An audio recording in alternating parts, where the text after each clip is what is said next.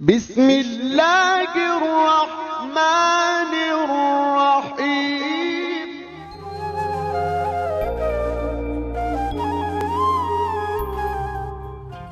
اعوذ باللہ من الشیطان اللعین الرجیم۔ بسم اللہ الرحمن الرحیم۔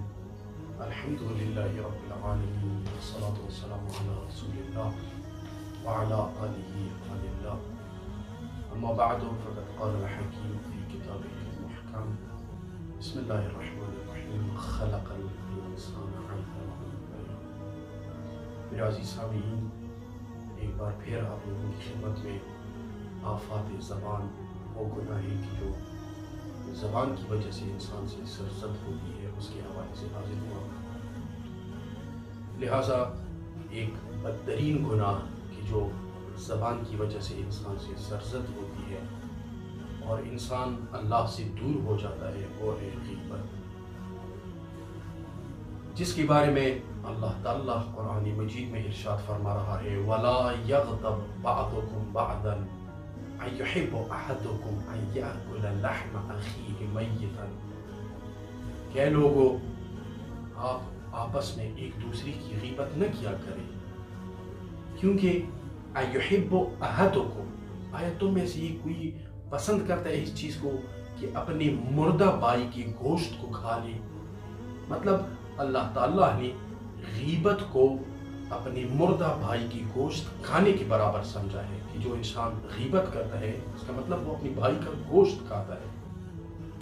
اور غیبت کی جو تعریف ہے، مختلف تعریفیں ہو گئی ہیں، لیکن جو جامع اور کلی تعریف ہے غیبت کی وہ یہی ہے جس طرح رسول اللہ صلی اللہ علیہ وآلہ وسلم نے فرمایا وَعْلَمْ أَنَّكَ إِذَا ذَكَرْتَهُ فِيمَا هُوَ فِيهِ فَقَدْ اغتبتہ۔ مطلب وہ گناہ کی جو ایک انسان میں پائی جاتی ہو اور وہ تم بتائیں کسی کو۔ بعض علماء نے یہی تعریف اسی حدیثوں سے نکالا ہے کہ ذکرو کا اخاکا بما یکرہہ، اپنے دوست اور بھائی کے، اپنے مومن کے حوالے سے ایسی گفتگو کرنا، ایسی چیز بیان کرنا کسی اور کو کہ اگر وہ سن لے خود تو یقیناً وہ ناراحت محسوس کر لے گا اور وہ ناراض ہو جائے گا اس چیز سے۔ اس کو کہتے ہیں غیبت۔ اور یہ ہمارے لوگوں میں ایک غلط تصور پائی جاتی ہے، وہ کبھی اگر ہم کہیں بھی کسی کو کہ آپ غیبت نہ کریں میرے بھائی، تو وہ یہی کہتا ہے کہ نہیں میں غیبت نہیں کر رہا، بلکہ اس چیز کو، اس گناہ کو میں خود میں دیکھ چکا ہوں، میں دیکھتا رہتا ہوں کہ وہ یہی گناہ انجام دے رہا ہے، لہٰذا میں غیبت نہیں کر رہا۔ یہی غیبت ہے، اسی کو کہتے ہیں غیبت کہ ایک مومن میں کوئی گناہ پائی جاتی ہو، یقیناً انسان معصوم نہیں ہے، تمام انسان گناہوں سے آلودہ ہے، ہر ایک گناہ انجام دیتا ہے، لیکن دوسرے بندے کو نہیں چاہیے کہ وہ گناہ لوگوں میں عام کرے اور لوگوں میں کنورٹ کر دے، بتائیں ان کو۔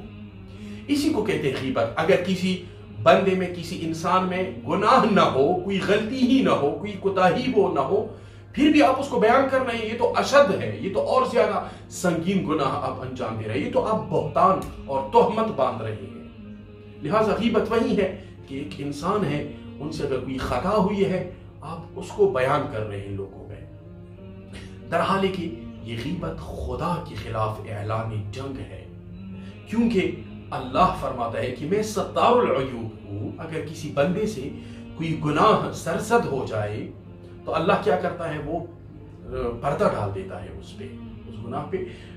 پرسوں ایک روایت کہیں پہ پڑھ رہا تھا، بہت زبردست، وہ بھی ذہن میں آیا آپ لوگوں سے شیئر کروں کہ اللہ تعالیٰ نے ہر انسان کے کئی مثال بنائے ہیں، عرش میں، آسمانوں میں مثال بنائے، مطلب اسی انسان کی شکل کا ایک مثال بنایا ہے، ایک جسم بنایا ہے جو فرشتوں کو دیکھتے رہتے ہیں۔ جب یہ بندہ نیک عمل انجام دیتا ہے تو وہ فرشتے دیکھتے ہیں اس کو اور خوش ہو جاتے ہیں وہاں پہ، اور اس کے لیے استغفار اور مغفرت کی دعائیں فرشتے دیتے رہتے ہیں۔ لیکن یہی انسان اگر دنیا میں کوئی کوتاہی، کوئی گناہ انجام دے تو اللہ تعالیٰ وہ مثال جو کہ عرش پہ ہے اسی کے لیے اس پہ پردہ ڈال دیتے ہیں تاکہ یہ فرشتے اس کی گناہ کو نوٹ نہ کر لیں۔ فرشتے کتنا کریم رب ہے، کتنا ستار العیوب رب ہے، جب وہ آ کے ایک بندی کی گناہ پہ پردہ ڈال دیتا ہے، کوشش کرتا ہے کہ وہ اصلاح ہو جائے گا انشاءاللہ اور وہ اس کو مخفی رکھتا ہے، لیکن یہ بندہ خدا کے خلاف جنگ کا اعلان کرتا ہے، آ کے اسی پردے کو ہٹا دیتا ہے اور اس کی کوتاہیوں کو معاشرے میں عام کر دیتا ہے، لوگوں کو بتاتا رہتا ہے، اسی کو کہتے ہیں غیبت۔ اور کچھ گناہ ہیں میرے بھائیوں کی جو لذت کی وجہ سے انجام دیتے ہیں لوگ، اگرچہ وہ لذت دنیاوی لذت ہو، کچھ لمحوں کے لیے ہو، وہ ختم ہونے والی ہو، لیکن پھر بھی لذت ہے اس میں، تبھی وہ انسان گناہ انجام دیتے ہیں۔ مگر غیبت میں کوئی لذت نہیں ہے، کوئی ایسا لذت ہمیں محسوس نہیں ہوتا، پھر بھی انسان سے زیادہ تر گناہ جو زبان کی وجہ سے انجام پاتے ہیں ان میں سے غیبت سر فہرست ہے۔ اور ایسی گناہ ہے غیبت کہ جس کی وجہ سے انسان کے اعمال دوسرے عمل نامے میں کنورٹ ہو جاتے ہیں، چلے جاتے ہیں۔ رسول اللہ صلی اللہ علیہ وسلم فرماتے ہیں یؤتی بأحد یوم القیامہ فیتوقف بین یدی الرب، کہ جب قیامت کا دن ہو ایک شخص کو اللہ کے سامنے پیش کیا جائے گا، وَيُدْفَعْ إِلَيْهِ كِتَابُهُ، اور جب اس کا عمل نامہ کتاب اس کے سامنے رکھ دے تو فَلَا يَرَى حَسَنَاتِهِ فِي، یہ شخص اس میں کوئی حسنات، کوئی نیکیاں، اچھائیاں، کوئی عبادتیں وغیرہ کچھ بھی اطاعت نہیں پاتا۔ فَيَقُول، تو کیا کہتے ہیں، الہی لیسا ھذا کتابی، یہ میرا عمل نامہ ہی نہیں ہے، لا ارى فی حسنات، اس میں کوئی حسنات ہی نہیں ہے، در حال کہ میں حج انجام دے چکا ہوں، میں زکوٰۃ انجام دے چکا ہوں، میں صدقات دے چکا ہوں، لیکن اس میں کوئی اعمال نہیں پا رہا ہوں ابھی۔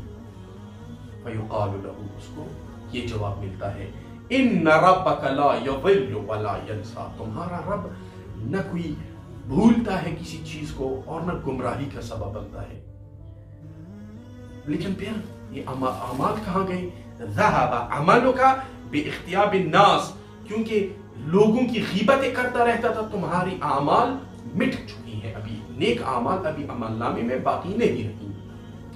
ثم یؤتی بآخر، پھر اسی وقت دوسرے بندے کو جب پیش کیا جائے گا اللہ کے سامنے، ویدفع الیہ کتابہ، اور وہ عمل نامہ اس کو جب دیا جائے گا، فیری فیہ طاعات کثیرہ، بہت اطاعت، حج، عمرہ، جہاد، زکوٰۃ، صدقات، نمازیں، عبادتیں، وہ اس میں دیکھتا ہے کہ میرے عمل نامے میں اتنی زیادہ عبادات ہے۔ فیقول، تو وہ کہتے ہیں الہی ما ھذا کتابی، یہ تو میرا کتاب نہیں ہے، میرا عمل نامہ نہیں۔ فإنی ما عملت هذه الطاعات، یہ اطاعت اور عبادات میں انجام نہیں دے چکا ہوں دنیا میں ایک گناہگار انسان تھا، میری اطاعت ہی نہیں ہے یہ۔ فیقال له، لیکن اس کو بھی یہی جواب ملتا ہے، ان فلانا اغتابک فدفع حسناته الیک، یہ فلان شخص دنیا میں تمہاری غیبتیں جو کرتا رہتا تھا، اسی کے اچھے اعمال نامے تمہارے عمل نامے میں کنورٹ ہو چکی ہیں، آ چکی ہیں، اور تمہارے برے اعمال وہاں جا چکے ہیں۔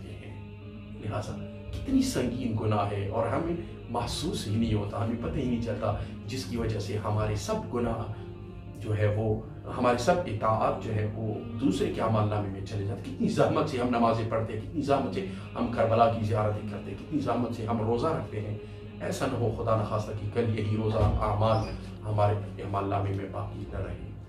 لہٰذا اسی کے ساتھ میں اجازت چاہتا ہوں اور دعا کرتا ہوں اللہ ہم کو اس بری عادت سے اور بری گناہ سے بچا کے رکھے انشاءاللہ۔ والسلام علیکم ورحمۃ اللہ وبرکاتہ۔